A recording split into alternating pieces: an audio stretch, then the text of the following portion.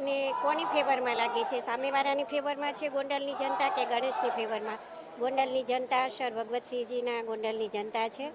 અને આ તકે હું આટલી ગરમી કાળઝાળ અને સવારનો સમય છે, ગોંડલની જનતાનો હું નતમસ્તક આભાર માનું છું. મારા પરિવાર સહિત નાના મોટા યુવાનો વડીલો સૌનો હું આભાર માનું છું કે સવારથી સ્વયંભૂ લોકો ઉમટી પડ્યા છે. હું નતમસ્તક વંદન પણ કરું છું અને આભાર પણ માનું છું. સાથે સાથે વાત કરીએ, દરેક જ્ઞાતિના લોકો આ સમર્થનમાં જોડાયા છે, શું કહેશો લઈ?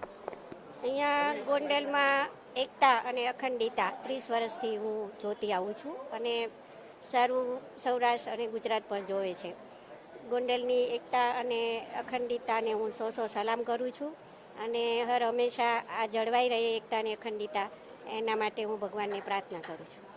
આપ આવ્યા છો દરેક ગલીમાં જોઈ જુઓ, જ્યાં જેસીબી જવાની પરિસ્થિતિ નહીં હોય ત્યાં પણ બ્લોક નાખેલા હશે અને ગોંડલનો વિકાસ, હું સત્તા ઉપર બેઠી છું અને હું એના વખાણ કરું એ નહીં.